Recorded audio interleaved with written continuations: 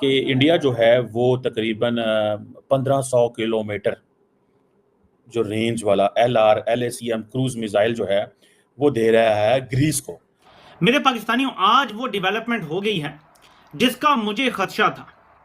इतना दुख देगी, इतनी तकलीफ देगी। तुर्की की जड़ें हिला दी। अब तुर्की हो गया परेशान बहुत ज्यादा कि बॉस ये हुआ क्या है, ये अचानक भारत गेम में कैसे कूद गया। अभी तक तो तुर्की कह रहा था ना कि बांग्लादेश में जाके डिफेंस कॉरिडोर बनाएंगे, पाकिस्तान की मदद करेंगे। पाकिस्तान को भी ये जो आर्म्स रेस है उसमें शामिल होना चाहिए, क्योंकि भारत हैवीली इन्वेस्ट कर रहा है अपने दिफाई और अपने दिफा के हवाले से। तो उसमें मैं समझता हूँ पाकिस्तान ने हमेशा से स्मार्टली एक प्ले किया है अपने की जानिब से। टर्की के ऊपर एक के बाद एक जो है मुसीबतों का पहाड़ तोड़ा जा रहा है। भारत ने टर्की के गिर्द अपना घेरा जो है बड़ा टाइट कर लिया है। आज भारत की जानिब से ग्रीस को एक मिसाइल बेचा गया है जिसकी रेंज 1500 किलोमीटर बताई जाती है। और ये लेकिन मेरे ख्याल में सिर्फ एक दो चीज़ों से नहीं होती। कौम तो बनती है, उसमें जज्बा भी होना चाहिए, नेशनल कोहेजन भी हो, उसकी इक़्तिसाद भी बेहतर हो, उसकी पॉलिटी भी स्टेबल हो। मेरे ख्याल में ये जो सारा सेटअप हो रहा है तुर्की के दोनों का बड़ा मुस्बत किरदार है। फिर डिफेंस के हवाले से मामला तय पा रहे हैं। इंडो S-400 सिस्टम है जो तुर्की के पास है, इसको हम तबाह करवा सकते हैं, तुर्की का नुकसान करवा सकते हैं अगर हम ग्रीस को वेपन्स दें।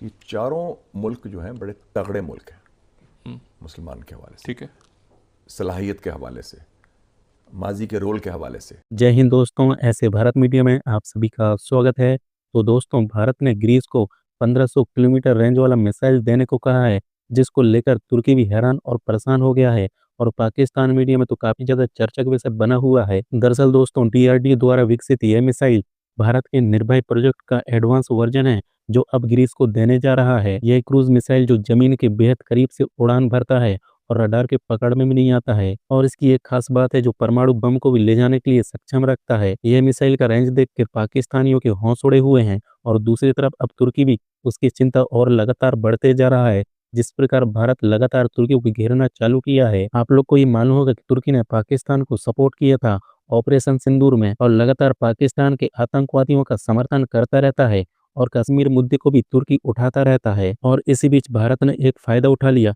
तुर्की और ग्रीस के बीच पहले से समुद्री झड़प चल रहा है। अब भारत का यह मिसाइल तुर्की के सैन्य संतुलन को और भी गंभीर चोट पहुंचा रहा है, जिसको लेकर पाकिस्तान मीडिया में ये बातें चल रही है कि देखो भारत की तरफ, भारत ने तो ग्रीस को अपना सबसे एडवांस मिसाइल दे दिया है। भारत का यह क्रूज मिसाइल तुर्की के S-400 को भी तबाह कर देगा। अब तुर्की को लगता है कि भारत यह कदम पाकिस्तान को तुर्की द्वारा दिए गए समर्थन के जवाब में उठा रहा है। भारत और पाकिस्तान के बीच हुए ऑपरेशन सिंदूर के दौरान तुर्की ने पाकिस्तान को ड्रोन सप्लाई किया था और सैन्य सलाहकार और हथियार जैसे आपूर्ति को भी पूरा किया था, जिसको लेकर पाकिस्तान के टीवी एंकर अब हैरान और परेशान होना चालू हो गए हैं कि इंडिया जो है वो तकरीबन 1500 किलोमीटर जो रेंज वाला LRACM क्रूज मिसाइल जो है वो दे रहा है ग्रीस को, ताकि वो तुर्की के जो एडवांस S-400 डिफेंस बैटरीज हैं उनको डैमेज कर सकें। अब ये ज़रा थोड़ी सी स्टोरी समझने वाली है। It's an interesting thing.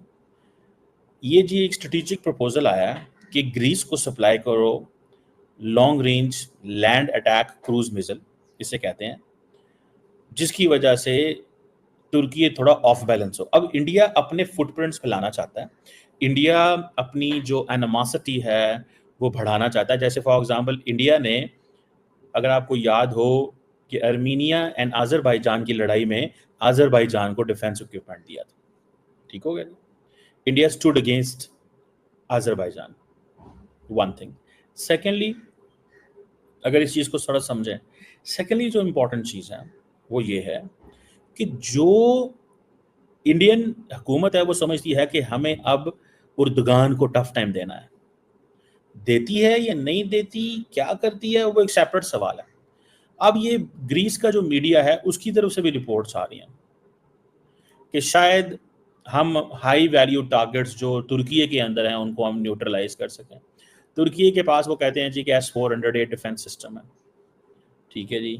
और अब ये इसके ऊपर भी डिस्कशन है कि मेरा तो ख्याल ये है कि अगर this is what Indians are saying, मैं आपको इंडियन वर्जन बता रहा हूँ, ठीक है, मैं आपको इंडियन वर्जन बता रहा हूँ, ठीक है, कि this is what they think, this is what they realise. वो कहते हैं कि जनाब ये जो S-400 सिस्टम है जो तुर्की के पास है, इसको हम तबाह करवा सकते हैं, तुर्की का नुकसान करवा सकते हैं अगर हम ग्रीस को वेपन्स दें। अब वो कहा जा रहा है कि जी ये जो इसको थोड़ा समझें यार, ये बड़ी इंटरेस्टिंग चीज़ इंडियंस कर रहे हैं कि ये जो long range land attack cruise missile है, वो कह रहे हैं कि ये इसकी रेंज 1500 किलोमीटर है। इंडिया चाहता है कि हम थोड़ी सी लॉन्ग टर्म गेम खेलें, और लॉन्ग टर्म गेम के अंदर वो इन चीज़ों को देखते हैं कि भाई हमें यूरोप के अंदर तुर्की को माइनस करना है और बाकी ममालिक को इंगेज करना है। तो India Middle East, Israel, Greece, Mediterranean, इस सारे एरिया के अंदर जा रहा है। और ये जो इंडिया का ये जो मिसाइल है वो एक जिसे कहते हैं ना, ये एक इंडिजिनस है, मानिक स्मॉल टर्बोफोन इंजन जो है वो it is powered with this, और कन्वेंशनल और न्यूक्लियर वॉरहेड्स भी लेके जा सकता है, और हाई ऑल्टीट्यूड पे फ्लाई करता है। और दूसरा ये है कि रडार वगैरह भी वो भी नहीं आता, ये इंडियंस कहते हैं। अब सवाल ये पैदा होता है कि इंडिया इज़ बेसिकली लुकिंग कि ये जो नई जियोपॉलिटिकल अलाइनमेंट है, इसमें हमने तुर्की को क्या करना है, तंग कैसे करना है, तुर्की का नुकसान कैसे करना है, क्योंकि इंडिया और तुर्की के दरमियान टेंशन्स बढ़ गई हैं। भारत की जानिब से टर्की के ऊपर एक के बाद एक जो है मुसीबतों का पहाड़ तोड़ा जा रहा है। भारत ने टर्की के गिर्द अपना घेरा जो है बड़ा टाइट कर लिया है। आज भारत की जानिब से ग्रीस को एक मिसाइल बेचा गया है जिसकी रेंज 1500 किलोमीटर बताई जाती है, और ये सिर्फ और सिर्फ टर्की को परेशान करने के लिए बेचा जा रहा है। टर्की का S-400 सिस्टम को डिस्ट्रॉय करने की बात की जा रही है। भारत और टर्की के जो रिलेशनशिप है वो ऑपरेशन सिंदूर के बाद हमें बिगड़ते नजर आ रहे हैं, जब टर्की जो है पाकिस्तान के साथ खड़ा है। इसके साथ मिसाइल दिया जिसकी रेंज 1500 किलोमीटर है, और कह रहे हैं कि अगर ग्रीस ये टर्की पे चला देगा तो टर्की का जो S-400 है वो उसकी बैटरी जो है डिस्ट्रॉय हो जाएगी, वो सिस्टम खत्म हो जाएगा, और हम जो है पूरे यूरोप के साथ रिलेशनशिप बनाएंगे लेकिन टर्की को हम माइनस करेंगे। एक तरफ इंडिया पाकिस्तान को माइनस कर रहा है अपनी फॉरेन पॉलिसीज में, और दूसरा गुस्सा टर्की के ऊपर निकाल रहा है कि एक तो ये पाकिस्तान का स्टैंड लेता है और दूसरा कश्मीर का स्टैंड लेता है। जी मेरा ख्याल है इंडिया जो मर्जी कर ले, अगर तुर्की ने हमारा कमजोर हालात में साथ दिया तो हम भी उनका साथ देंगे, तो इंडिया के छोटे हथियार कोई काम नहीं करेंगे इंशाल्लाह। ठीक है, अगर कश्मीर के मामले की बात करें तो जब जब कश्मीर का जिक्र होता है तो टर्की यूनाइटेड नेशन में पाकिस्तान के साथ खड़ा रहता है। इंडिया कह रहा है आप कश्मीर की बात करते हो तो टर्की ने भी तो साइप्रस के ऊपर जो है कब्जा किया हुआ है, ये इंडियन पॉइंट ऑफ व्यू है, तो फिर आप साइप्रस को भी आज़ाद कर दो। तो नहीं, वो कश्मीर एक जो सा वो मकबूजा किया हुआ है उन्होंने, वो उसके ऊपर जोर जबरदस्ती से किया हुआ है, साइप्रस को उन्होंने फतेह किया है तुर्की वालों ने। तो इंडिया की जो भी बयान हैं ये झूठे हैं, इनकी कोई बुनियाद नहीं है, वो खुद एक चैलेंज चल रहा है। बट मेरा नहीं ख्याल तुर्की को टेंशन लेनी चाहिए, पाकिस्तानी और तमाम पाकिस्तानी अवाम उनके साथ है। मैं ये समझता हूँ कि तुर्की को इस हवाले से कोई भी परेशानी नहीं है। इंडिया बाइकआउट कर रहा है, तुर्की का बड़े पैमाने पे कर रहा है, उनके बाकायदा मुहिम चल रही हैं।